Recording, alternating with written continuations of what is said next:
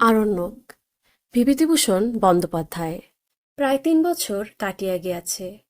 এই ৩ বছরে আমার অনেক পরিবর্তন ঘটিয়াছে। লবটলিয়া ও আজমাবাদের বন্য প্রকৃতি কি মায়া কাজল লাগাইয়া দিয়াছে আমার চোখে। শহরকে একরকম ভুলিয়া গিয়াছি। নির্জনতার মোহ, নক্ষত্রভরা উদার আকাশের মোহ আমাকে এমন পাইয়া বসিয়াছে যে মধ্যে একবার কয়েকদিনের জন্য পাটনায় গিয়া ছটফট করিতে লাগিলাম। কবে পিচ ঢালা বাধা ধরা রাস্তার গণ্ডি এড়াইয়া চলিয়া যাইব লবটলিয়ার বৈহারে।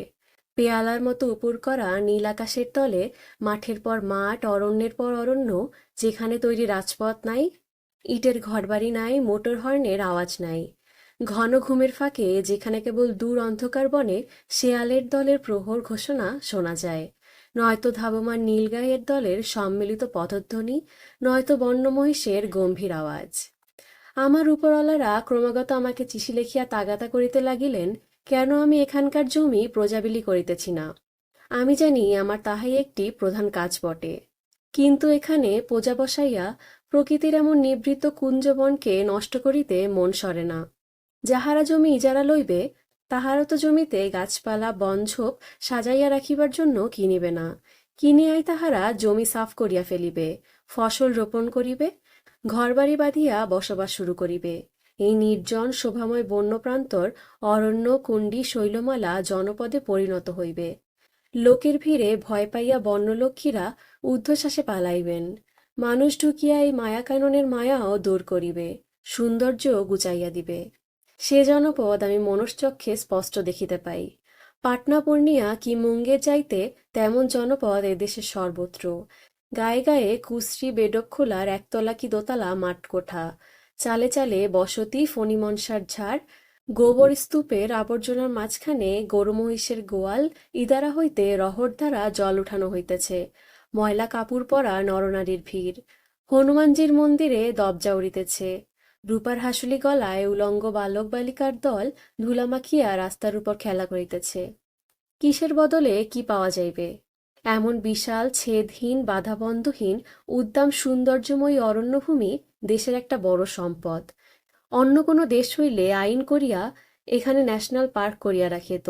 কর্মক্লান্ত শহরের মানুষ মাঝে মাঝে এখানে আসিয়া প্রকৃতির সহচার্যে নিজেদের অবসন্ন মনকে তাজা করিয়া লইয়া ফিরিত। তাহা হইবার জো নাই। যাহার জমি সে প্রজাবিলি না করিয়া জমি ফেলিয়া রাখিবে কেন? আমি প্রজা বসাইবার ভার লইয়া এখানে আসিয়াছিলাম। এই অরণ্য প্রকৃতিকে ধ্বংস করিতে আসিয়া এই অপূর্ব সুন্দরী বর্ণনায়িকার প্রেমে পড়িয়া গিয়াছি। এখন আমি ক্রমশ সেদিন পিছাইয়া দিতেছি। যখন ঘোড়ায় চড়িয়া ছায়াগহন বৈকালে কিংবা মুক্ত শুভ্র জ্যোৎস্নারাত্রে একা বাহির হই, তখন চারিদিকে চাহিয়া মনে মনে ভাবি, আমার হাতে ইহা নষ্ট হইবে? জ্যোৎস্নালোকে উদাস আত্মহারা শিলাস্ত্রিত ধুধু নির্জন বন্যপ্রান্তর কি করিয়াই আমার মন ভুলাইয়াছে চতুরা সুন্দরী। কিন্তু কাজ যখন করিতে আসিয়াছি, করিতেই হইবে। মাঘ মাসের শেষে পাটনা হইতে ছোট সিং নামে এক রাজপুত আসিয়া ১,০০০ বিঘা জমি বন্দোবস্ত লইতে চাহিয়া দরখাস্ত দিতেই আমি বিষম চিন্তায় পড়িলাম। ১,০০০ বিঘা জমি দিলে তো অনেকটা জায়গায় নষ্ট হইয়া যাইবে। কত সুন্দর বনঝোপ লতাবিতান নির্মমভাবে কাটা পড়িবে যে। ছোট সিং ঘোরাঘুরি করিতে লাগিল। আমি তাহার দরখাস্ত সদরে পাঠাইয়া দিয়া ধ্বংসলীলাকে কিছু বিলম্বিত করিবার চেষ্টা করিলাম।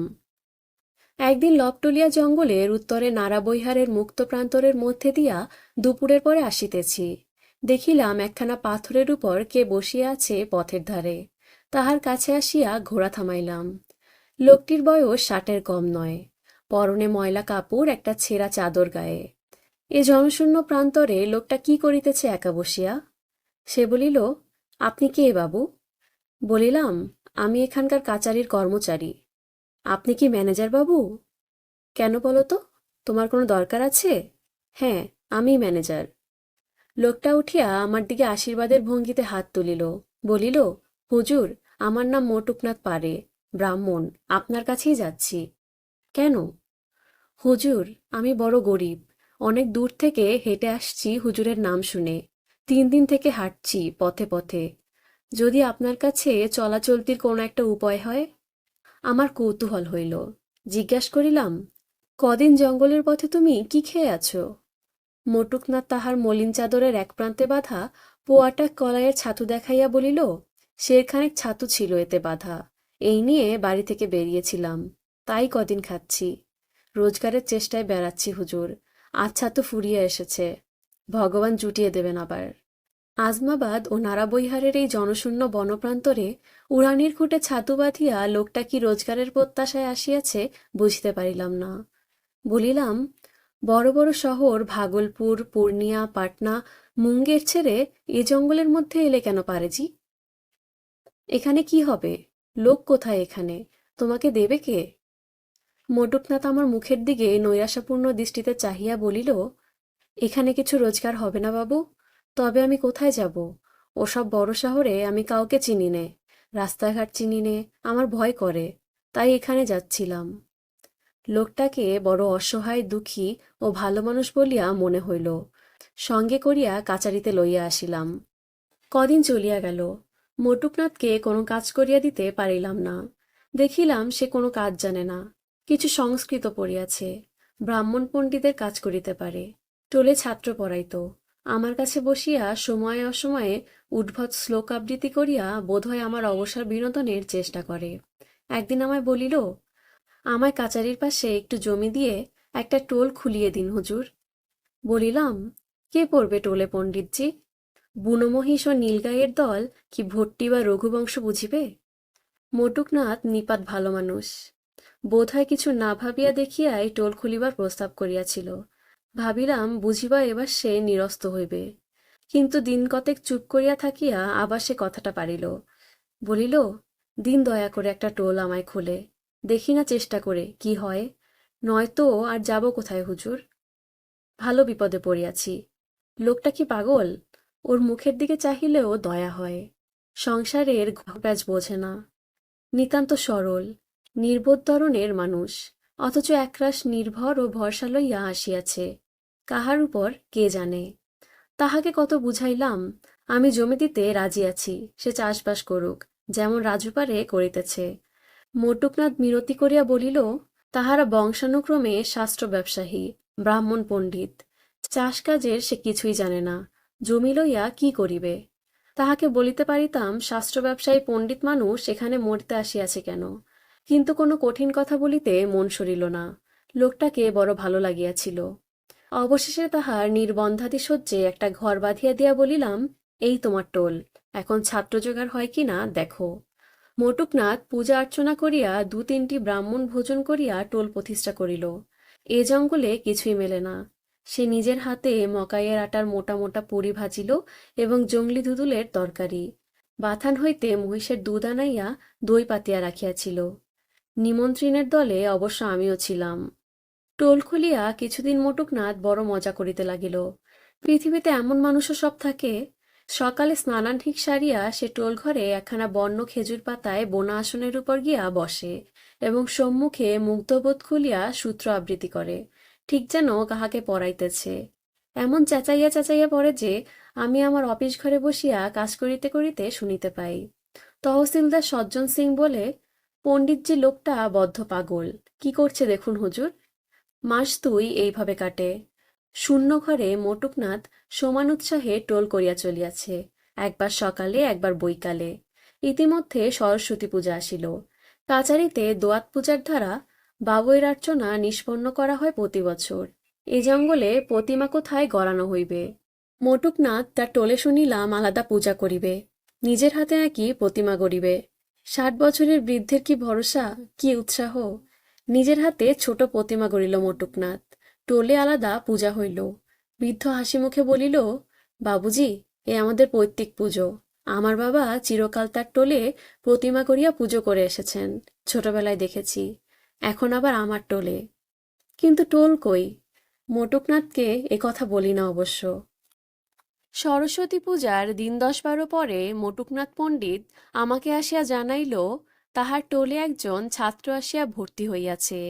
আজই সে নাকি কোথা হইতে আসিয়া পৌঁছিয়াছে। মোটুকনাথ ছাত্রটিকে আমার সামনে হাজির করাইল। 14-15 বছরের কালো শীর্ণকায় বালক, মৈথিলি ব্রাহ্মণ, নিতান্ত গরিব, পরনের কাপড়খানি ছাড়া দ্বিতীয় বস্ত্র পর্যন্ত নাই। মোটুকনাথের উৎসাহ দেখে কে? নিজে খাইতে পায় না, সেই মুহূর্তে সে ছাত্রটির ভরণপোষণের ভার গ্রহণ করিয়া বসিল। ইহাই তাহার কুলপ্রথা। টোলের ছাত্রের সকল প্রকার অভাব অনাটন এতদিন তাহাদের টোল হইতে নির্বাহ হইয়া আসিয়াছে। বিদ্যা শিখিবার আশায় যে আসিয়াছে, তাহাকে সে ফিরাইতে পারিবে না। মাস দুইয়ের মধ্যে দেখিলাম আরো 2-3টি ছাত্র জুটিল টোলে। ইহারা একবেলা খায়, একবেলা খায় না। সিপাহীরা চাঁদা করিয়া মকাইয়ের ছাতু, আটা, চিনার দানা দেয়। কাচারি হইতে আমিও কিছু সাহায্য করি।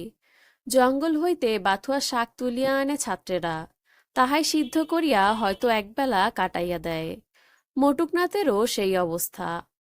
রাত 10টা-11টা পর্যন্ত মটুকনাথ শুনি ছাত্র পড়াইতেছে টোলঘরের সামনে একটা হরিত কি গাছের তলায়, অন্ধকারেই অথবা জ্যোৎস্নালোকে, কারণ আলো জ্বালাইবার তেল জোটে না।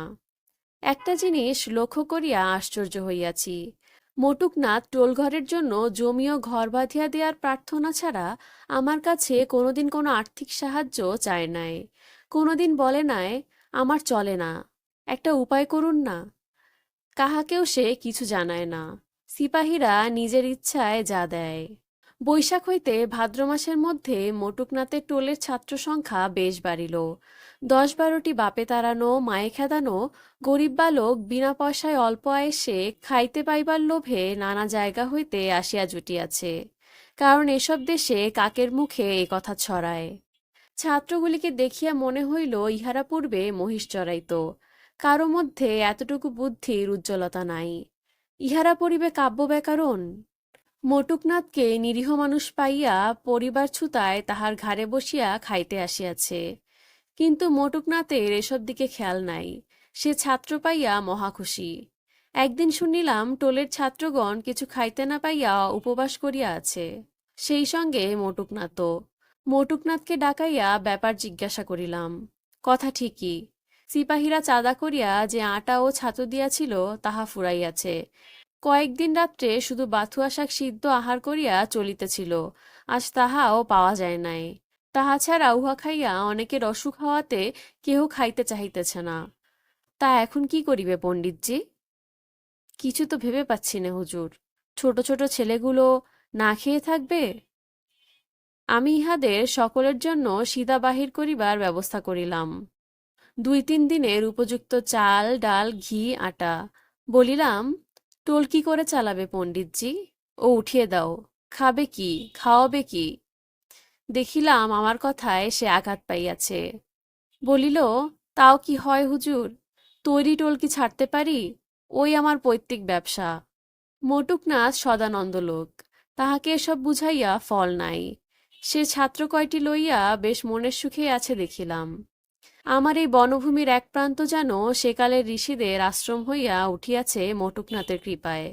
টোলের ছাত্ররা কলরব করিয়া পড়াশোনা করে, মুগ্ধবোধের সূত্র আওড়ায়, কাচারির লাউ কুমড়ার মাচা হইতে ফল চুরি করে, ফুল গাছের ডালপাতা ভাঙিয়া ফুল লইয়া যায়। এমনকি মাঝে মাঝে কাচারির লোকজনের জিনিসপত্রও চুরি যাইতে লাগিল। সিপাহীরা বলাবলি করিতে লাগিল, টোলের ছাত্রদের কাজ। একদিন নায়েবের ক্যাশবাক্স খোলা অবস্থায় তাহার ঘরে পড়িয়াছিল।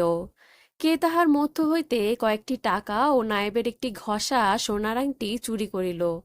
তাহা লইয়া খুব হৈ হৈ করিল সিপাহীরা। মটুকনাথের এক ছাত্রের কাছে কয়েকদিন পরে আংটিটা পাওয়া গেল। সে কোমরের ঘুনশিতে বাঁধিয়া রাখিয়াছিল। কে দেখিতে পাইয়া কাচারিতে আসিয়া বলিয়া দিল। ছাত্র বালাম শুদ্ধ ধরা পড়িল। আমি মটুকনাথকে ডাকাইয়া পাঠাইলাম। সে সত্যিই নিরীহ লোক। তাহার ভালো মানুষের সুযোগ গ্রহণ করিয়া দুর্দান্ত ছাত্রেরা যাহা খুশি করিতেছে। টোল ভাঙিবার দরকার নাই, অন্তত কয়েকজন ছাত্রকে তাড়াইতেই হইবে। বাকি যাহারা থাকিতে চায় আমি জমি দিতেছি। উহারা নিজের মাথার ঘাম পায়ে ফেলিয়া জমিতে কিছু কিছু মকাই, চীনা ঘাস ও তরকারির চাষ করুক। খাদ্যশস্য যাহা উৎপন্ন হইবে তাহাতেই উহাদের চলিবে। মটুকনাথ এ প্রস্তাব ছাত্রদের কাছে করিল। 12 ছাত্রের মধ্যে 8 জন শুনিবা মাত্র পলাইল, 4 জন রহিয়া গেল। তাও আমার মনে হয় বিদ্যানুরোগের জন্য নয়, নিতান্ত কোথাও কোনো উপায় নাই বলিয়া। পূর্বে মহিষ চড়াইত, এখন না হয় চাষ করিবে। সেই হইতে মটুকনাথের টোল চলিতেছে, মন্দ নয়। ছোটু সিং ও অন্যান্য প্রজাদের জমি বিলি হইয়া গিয়াছে। সর্বশুদ্ধ প্রায় ১,৫০০ বিঘা জমি। নাড়াবৈহারের জমি অত্যন্ত উর্বর বলিয়া ওই অংশেই ১,৫০০ বিঘা জমি একসঙ্গে উহাদের দিতে হইয়াছে। সেখানকার প্রান্তসীমার বনানী অতি শোভাময়ী। কতদিন সন্ধ্যাবেলা ঘোড়ায় আসিবার সময় সে বন দেখিয়া মনে হইয়াছে, জগতের মধ্যে নাড়াবৈহারের এই বন একটা বিউটি স্পট। গেল সে বিউটি স্পট। দূর হইতে দেখিতাম বনে আগুন দিয়াছে। খানিকটা পোড়াইয়া না ফেলিলে ঘন দুর্ভেদ্য জঙ্গল কাটা যায় না। কিন্তু সব জায়গায় তো বন নাই। দিগন্তব্যাপী প্রান্তরের ধারে ধারে নিবিড় বন, হয়তো প্রান্তরের মাঝে মাঝে বনঝোপ, কত কি লতা, কত কি বনকুসুম। চটচট শব্দ করিয়া বন পড়িতেছে, দূর হইতে শুনি। কত শোভাময় লতাবিতান ধ্বংস হইয়া গেল, বসিয়া বসিয়া ভাবি। কেমন একটা কষ্ট হয় বলিয়া ওদিকে যাই না।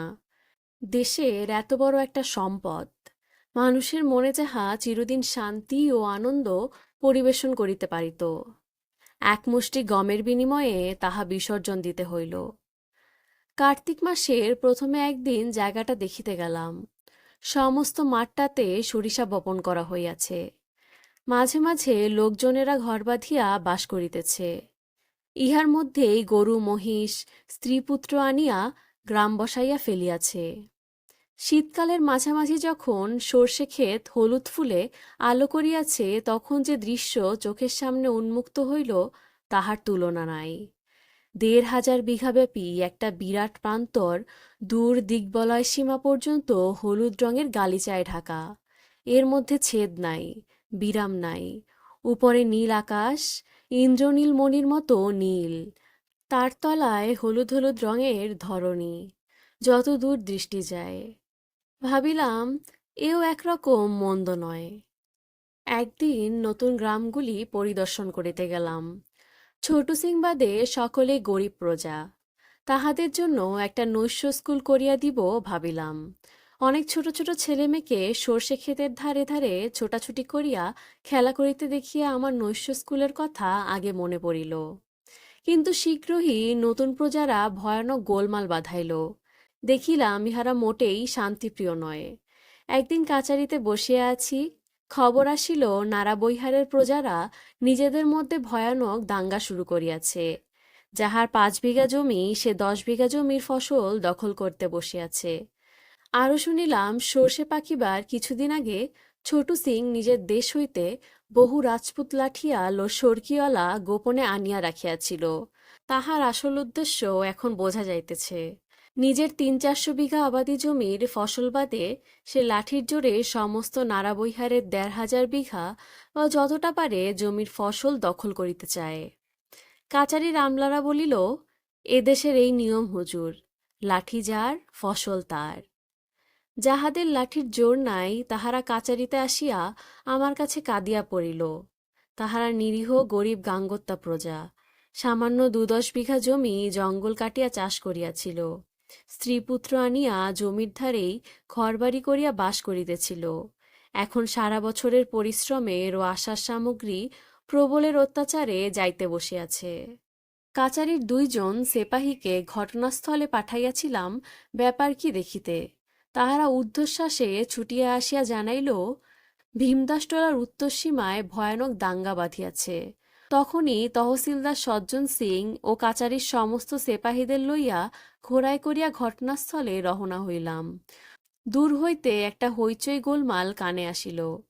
নাড়াবৈহারের মাঝখান দিয়া একটা ক্ষুদ্র পার্বত্য নদী বহিয়া গিয়াছে। গোলমালটা যেন সেদিকেই বেশি।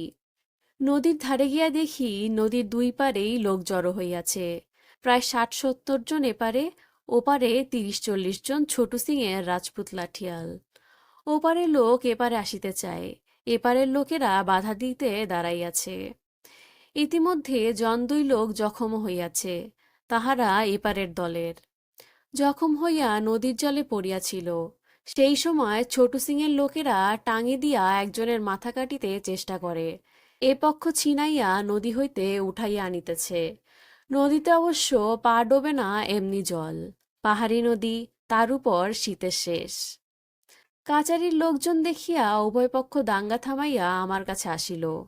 প্রত্যেক পক্ষ নিজেদের যুধিষ্ঠির এবং অপর পক্ষকে দুর্যোধন বলিয়া অভিহিত করিতে লাগিল। সে হৈ হৈ কলরবের মধ্যে ন্যায় অন্যায় নির্ধারণ করা সম্ভব নয়। উভয় পক্ষকে কাচারিতে আসিতে বলিলাম। আহত লোক দুটি সামান্য লাঠির চোট লাগিয়াছিল, এমন গুরুতর জখম কিছু নয়। তাহাদেরও কাচারিতে লইয়া আসিলাম। ছোটু সিংয়ের লোকেরা বলিল, দুপুরের পরে তাহারা কাচারিতে আসিয়া দেখা করিবে। ভাবিলাম সব মিটিয়া গেল, কিন্তু তখনও আমি এদেশের লোক চিনি নাই। দুপুরের অল্প পরেই আবার খবর আসিল, নাড়াবৈহারে ঘোর দাঙ্গা বাঁধিয়াছে।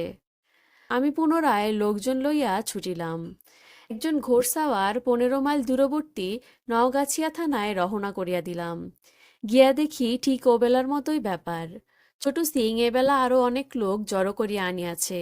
শুনিলাম রাজবিহারী সিং রাজপুত ও নন্দলাল ওঝা গোলাওয়ালা ছোটু সিংকে সাহায্য করিতেছে। ছোটু সিং ঘটনাস্থলে ছিল না। তাহার ভাই গজার সিং ঘোড়ায় চাপিয়া কিছু দূরে দাঁড়াইয়াছিল। আমায় আসিতে দেখিয়া সরিয়া পড়িল। এবার দেখিলাম রাজপুত দলের দুজনের হাতে বন্দুক রহিয়াছে। ওপার হইতে রাজপুতেরা হাঁকিয়া বলিল, হুজুর সরে যান আপনি, আমরা একবার এই বাদির বাচ্চা গাঙ্গতাদের দেখে নেই। আমার দলবল গিয়া আমার হুকুমে উভয় দলের মাঝখানে দাঁড়াইল। আমি তাহাদিগকে জানাইলাম নওগছিয়া থানায় খবর গিয়াছে। এতক্ষণ পুলিশ অর্ধেক রাস্তা আসিয়া পড়িল। ওসব বন্দুক কার নামে? বন্দুকের আওয়াজ করিলে তার জেল অনিবার্য, আইন ভয়ানক করা। বন্দুকধারী লোক দুজন একটু পিছাইয়া পড়িল। আমি এপারের গাঙ্গোত্তা প্রজাদের ডাকিয়া বলিলাম, তাহাদের দাঙ্গা করিবার কোনো দরকার নাই, তাহারা যে যার জায়গায় চলিয়া যাক।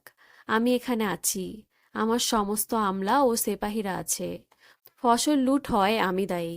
গাঙ্গোত্তা দলের সর্দার আমার কথার উপর নির্ভর করিয়া নিজের লোকজন হটাইয়া কিছু দূরে একটা বকাইন গাছের তলায় দাঁড়াইল। আমি বলিলাম, ওখানেও না, একেবারে সোজা বাড়ি গিয়ে ওঠো, পুলিশ আসছে। রাজপুতেরা অত সহজে দমিবার পাত্র নয়। তাহারা ওপারে দাঁড়াইয়া নিজেদের মধ্যে কি পরামর্শ করিতে লাগিল। তহসিলদারকে জিজ্ঞাসা করিলাম, কি ব্যাপার সজ্জন সিং, আমাদের উপর চড়াও হবে নাকি? তহসিলদার বলিল, হুজুর, ওই যে নন্দলাল ওঝা গোলাওয়ালা জুটছে, ওকেই ভয় হয়। ও বদমাসটা আস্ত ডাকাত। তাহলে তৈরি হয়ে থাকো, নদী পার কাউকে হতে দেব না। ঘন্টা 2 সামনে রাখো, তারপরেই পুলিশ এসে পড়বে। রাজপুতেরা পরামর্শ করিয়া কি ঠিক করিল জানি না, একদো লাগাইয়া আসিয়া বলিল, হুজুর, আমরা ওপারে যাব। বলিলাম, কেন? আমাদের কি ওপারে জমি নেই? পুলিশের সামনে সে কথা বলো, পুলিশ তো এসে পড়ল, আমি তোমাদের এপারে আসতে দিতে পারিনে। কাচারিতে 1 টাকা স্যালামি দিয়ে জমি বন্দোবস্ত নিয়েছি কি ফসল লোকসান করবার জন্য? এ আপনার অন্যায় জুলুম। সে কথাও পুলিশের সামনে বলো। আমাদের ওপারে যেতে দেবেন না? না, পুলিশ আসবার আগে নয়। আমার মহলে আমি দাঙ্গা হতে দেব না। ইতিমধ্যে কাচারির আরো লোকজন আসিয়া পড়িল। ইহারা আসিয়া রব উঠাইয়া দিল পুলিশ আসিতেছে। ছোটু সিংয়ের দল ক্রমশ 2-1 করিয়া সরিয়া পড়িতে লাগিল। তখনকার মতো দাঙ্গা বন্ধ হইল বটে, কিন্তু মারপিট, পুলিশ হাঙ্গামা, খুন জখমের সেই যে সূত্রপাত হইল, দিন দিন তাহা বাড়িয়া চলিতে লাগিল বই কমিল না। আমি দেখিলাম ছোটু সিংয়ের মতো দুর্দান্ত রাজপুতকে একসঙ্গে অতটা জমি বিলি করিবার ফলেই যত গোলমালের সৃষ্টি। ছোটু সিংকে একদিন ডাকাইলাম। সে বলিল, এসবের বিন্দু বিসর্গ সে জানে না। সে অধিকাংশ সময় ছাপড়ায় থাকে। তার লোকেরা কি করে না করে তার জন্য সে কি করিয়া দায়ী। বুঝিলাম লোকটা পাকা ঘুঘু। সোজা কথায় এখানে কাজ হইবার সম্ভাবনা নাই। ইহাকে জব্দ করিতে হইলে অন্য পথ দেখিতে হইবে। সেই হইতে আমি গাঙ্গোত্তা প্রজা ভিন্ন অন্য কোনো লোককে জমি দেওয়া একেবারে বন্ধ করিয়া দিলাম। কিন্তু যে ভুল আগে হইয়া গিয়াছে তাহার কোনো প্রতিকার আর হইল না। নাড়াবৈহারের শান্তি চিরদিনের জন্য ঘুচিয়া গেল। আমাদের 12 মাইল দীর্ঘ জংলি মাহালের উত্তর অংশে প্রায় 500-600 একর জমিতে প্রজা বসিয়া গিয়াছে। পৌষ মাসের শেষে একদিন সেদিকে যাইবার দরকার হইয়াছিল। গিয়া দেখি এরা অঞ্চলের চেহারা বদলাইয়া দিয়াছে। ফুলকিয়ার জঙ্গল হইতে হঠাৎ বাহির হইয়া চোখে পড়িল সামনে দিগন্ত বিস্তীর্ণ ফুল ফোটা সর্ষে ক্ষেত। যতদূর চোখ যায় ডাইনে বায়ে সামনে একটানা হলদে ফুল তোলা একখানা সুবিশাল গালিচা কে যেন পাতিয়া গিয়াছে। এর কোথাও বাধা নাই, ছেদ নাই। জঙ্গলের সীমা হইতে একেবারে বহু বহু দূরের চক্রবাল রেখায় নীল ও শৈলমালার কোলে মিশিয়াছে। মাথার উপরে শীতকালের নির্মেঘ, নীল আকাশ। এই অপরূপ শস্যক্ষেতের মাঝে মাঝে প্রজাদের কাশের খুপড়ি। স্ত্রীপুত্র লইয়া এই দুরন্ত শীতে কি করিয়া তাহারা যে এই কাশডাটার বেড়া ঘেরা কুটিরে এই উন্মুক্ত প্রান্তরের মধ্যে বাস করে। ফসল পাকিবার সময়ের আর বেশি দেরি নাই। ইহার মধ্যে কাটুনি মজুরের দল নানা দিক হইতে আসিতে শুরু করিয়াছে। ইহাদের জীবন বড় অদ্ভুত। পূর্ণিয়া, তরাই ও জয়ন্তীর পাহাড় অঞ্চল ও উত্তর ভাগলপুর হইতে স্ত্রীপুত্র লইয়া ফসল পাকিবার সময় ইহারা আসিয়া ছোট ছোট কুঁড়ে ঘর নির্মাণ করিয়া বাস করে ও জমির ফসল কাটে। ফসলের একটা অংশ মজুরি স্বরূপ পায়। আবার ফসল কাটা শেষ হইয়া গেলে কুঁড়েঘর ফেলিয়া রাখিয়া স্ত্রীপুত্র লইয়া চলিয়া যায়। আবার আর বছর আসিবে। ইহাদের মধ্যে নানা জাতি আছে, বেশিরভাগই গাঙ্গোত্তা, কিন্তু ছত্রী ভূমিহার ব্রাহ্মণ পর্যন্ত আছে। এ অঞ্চলের নিয়ম, ফসল কাটিবার সময় খেতে বসিয়া খাজনা আদায় করিতে হয়, নয়তো এত গরিব প্রজা ফসল ক্ষেত হইতে উঠিয়া গেলে আর খাজনা দিতে পারে না। খাজনা আদায় তদারক করিবার জন্য দিন কতেক আমাকে ফুলকিয়া বৈহারের দিগন্ত বিস্তীর্ণ শস্যক্ষেতের মধ্যে থাকিবার দরকার হইল। তহসিলদার বলিল, ওখানে তাহলে ছোট তাঁবুটা খাটিয়ে দেব? একদিনের মধ্যেই ছোট একটা কাশের খুপড়ি করে দাও না। এই শীতে তাতে কি থাকতে পারবেন হুজুর? খুব, তুমি তাই করো। তাহাই হইল। পাশাপাশি ৩-৪টা ছোট ছোট কাশের কুঠির, একটা আমার শয়নঘর, একটা রান্নাঘর, একটাতে ২জন সেপাহী ও পাটোয়ারি থাকিবে। এই ধরনের ঘরকে এদেশে বলে খুপড়ি। দরজা জালনার বদলে কাশের বেড়ার খানিকটা করিয়া কাটা, বন্ধ করিবার উপায় নাই। হুহু করে হিম আসে রাত্রে। এত নিচু যে হামাগুড়ি দিয়া ভিতরে ঢুকিতে হয়। মেঝেতে খুব পুরো করিয়া শুকনো কাঁশ ও বনঝাউয়ের সুটি বিছানো, তাহার উপর শতরঞ্জি, তাহার উপর তোষক চাদর পাতিয়া ফরাস করা। আমার খুপড়িটি দৈর্ঘ্যে ৭ হাত, প্রস্থে ৩ হাত। সোজা হইয়া দাঁড়ানো অসম্ভব ঘরের মধ্যে, কারণ উচ্চতায় মাত্র ৩ হাত। কিন্তু বেশ লাগে এই খুপড়ি। এত আরাম ও আনন্দ কলিকাতায় ৩-৪ তলা বাড়িতে থাকিয়াও পাই নাই। তবে বোধ হয় আমি দীর্ঘদিন এখানে থাকিবার ফলে বন্য হইয়া যাইতেছিলাম। আমার রুচি, দৃষ্টিভঙ্গি, ভালো মন্দ লাগা সবেরই উপর এই মুক্ত অরণ্য প্রকৃতির অল্প বিস্তার প্রভাব আসিয়া পড়িয়াছিল। তাই এমন হইতেছে কি না কে জানে। খুপড়িতে ঢুকিয়া প্রথমে আমার ভালোই লাগিল সদ্য কাটা কাশডাটার তাজা সুগন্ধটা, যাহা দিয়া খুপড়ির বেড়া বাঁধা। তাহার পর ভালো লাগিল আমার মাথার কাছেই এক বর্গ হাত পরিমিত ঘুলঘুলি পথে দৃশ্যমান। অর্ধশায়িত অবস্থায় আমার দুটি চোখের দৃষ্টি প্রায় সমতলে অবস্থিত ধুধু বিস্তীর্ণ সর্ষে ক্ষেতের হলদে ফুলরাশি। এ দৃশ্যটা একেবারে অভিনব। আমি যেন একটা পৃথিবীজোড়া হলদে কার্পেটের উপরে শুইয়া আছি। হুহু হাওয়ায় তীব্র ঝাঁঝালো সর্ষে ফুলের গন্ধ। শীতও যা পড়িতে হয় পড়িয়াছিল। পশ্চিমে হাওয়ার একদিনও কামাই ছিল না।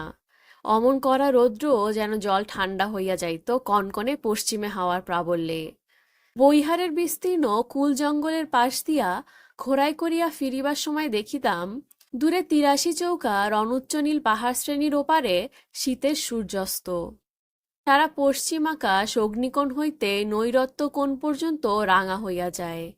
তরল আগুনের সমুদ্র হুহু করিয়া প্রকণ্ড অগ্নিগোলকের মতো বড় সূর্যটা নামিয়া পড়ে। মনে হয় পৃথিবী আঙ্গিক গতি যেন প্রত্যক্ষ করিতেছি। বিশাল ভূপৃষ্ঠ যেন পশ্চিম দিক হইতে পূর্বে ঘুরিয়া আসিতেছে। অনেকক্ষণ চাহিয়া থাকিলে দৃষ্টি বিভ্রম উপস্থিত হইত। সত্যি মনে হইত যেন পশ্চিম দিকচক্রবাল প্রান্তে ভূপৃষ্ঠ আমার অবস্থিতি বিন্দুর দিকে ঘুরিয়া আসিতেছে। রোদটুকু মিলাইয়া যাওয়ার সঙ্গে সঙ্গে বেজায় শীত পড়িল। আমারও সারাদিনের গুরুতর পরিশ্রম ও ঘোড়ায় ইতস্তত ছোটাছুটির পর সন্ধ্যাবেলা প্রতিদিন আমার খুপড়ির সামনে আগুন জ্বালাইয়া বসিতাম। সঙ্গে সঙ্গে অন্ধকারাবৃত বনপ্রান্তরের ঊর্ধ্বাকাশে অগণ্য নক্ষত্রলোক কত দূরের বিশ্বরাজির জ্যোতির দ্রুতরূপে পৃথিবীর মানুষের চক্ষের সম্মুখে দেখা দিত। আকাশে নক্ষত্ররাজি জ্বলিত যেন জলজলে বৈদ্যুতিক বাতির মতো। বাংলাদেশে অমন কৃত্তিকা অমন সপ্তর্ষিমণ্ডল কখনো দেখি নাই। দেখিয়া দেখিয়া তাহাদের সঙ্গে নিবিড় পরিচয় হইয়া গিয়াছিল। নিচে ঘন অন্ধকার বনানী, নির্জনতা, রহস্যময় রাত্রি, মাথার উপরে নিত্যসঙ্গী অগণ্য জ্যোতির্লোক। এক এক দিন এক ফালি অবাস্তব চাঁদ অন্ধকারের সমুদ্রে সুদূর বাতিঘরের আলোর মতো দেখাইত, আর সেই ঘন কৃষ্ণ অন্ধকারকে আগুনের তীক্ষ্ণ তীর দিয়া সোজা কাটিয়া এদিকে ওদিকে উল্কা খসিয়া পড়িতেছে, দক্ষিণে, উত্তরে, ঈশানে, নৈঋত্যে, পূর্বে, পশ্চিমে, সব দিকে। এই একটা, ওই একটা, ওই দুটো, এই আবার একটা, মিনিটে মিনিটে, সেকেন্ডে সেকেন্ডে।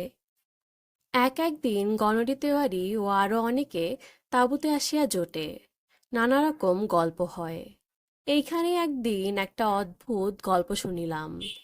কথায় কথায় সেদিন শিকারের গল্প হইতেছিল। মোহনপুরা জঙ্গলের বন্য মহিষের কথা উঠিল। দশরথ সিং ঝান্ডাওয়ালা নামে এক রাজপুত সেদিন লবটলিয়া কাচারিতে চোরের ইজারা ডাকিতে উপস্থিত ছিল।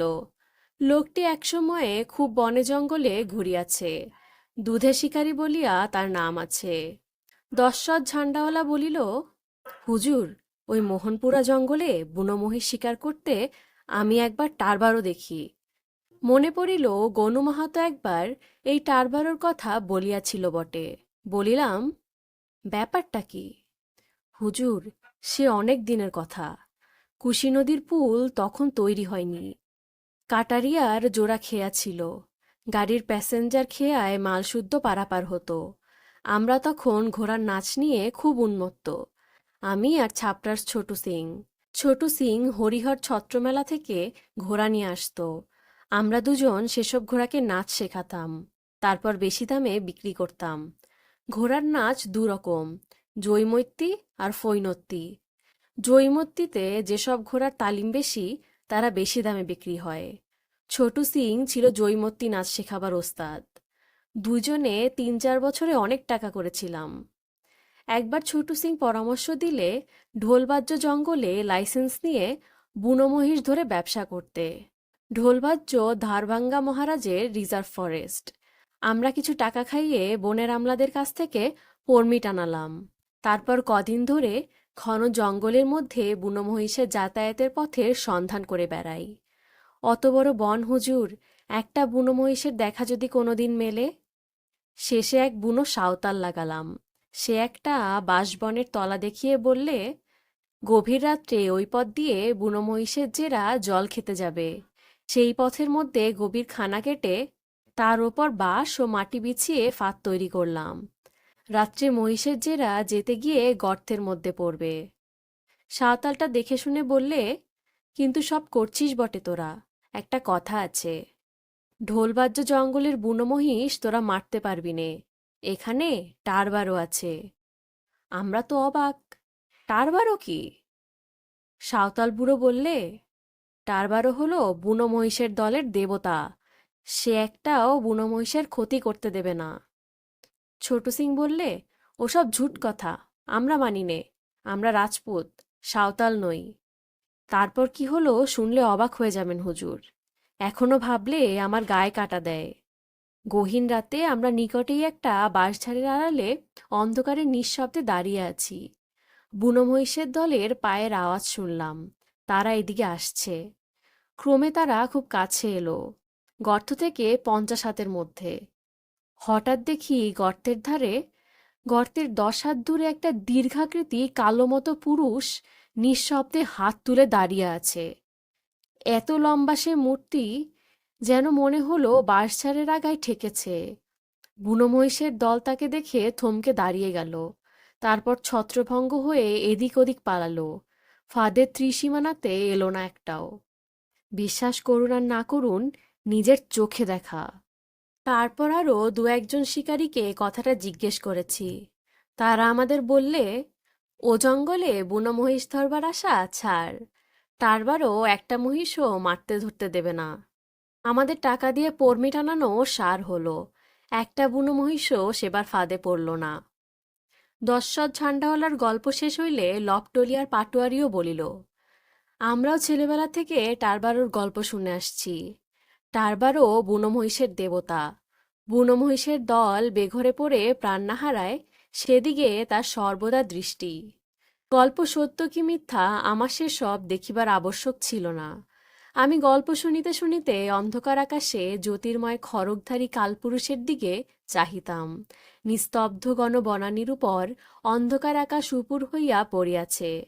দূরে কোথাও বনের মধ্যে বন্য কুক্কুট ডাকিয়া উঠিল। অন্ধকার ও নিঃশব্দ আকাশ, অন্ধকার ও নিঃশব্দ পৃথিবীর শীতের রাত্রে পরস্পরের কাছাকাছি আসিয়া কি যেন কানাকানি করিতেছে। অনেক দূরে মোহনপুরা অরণ্যের কালো সীমারেখার দিকে চাহিয়া এই অশ্রুতপূর্ব বনদেবতার কথা মনে হইয়া শরীর যেন শিহরিয়া উঠিল। এইসব গল্প শুনিতে ভালো লাগে। এই রকম নির্জন অরণ্যের মাঝখানে ঘন শীতের রাত্রে এই রকম আগুনের ধারে বসিয়াই।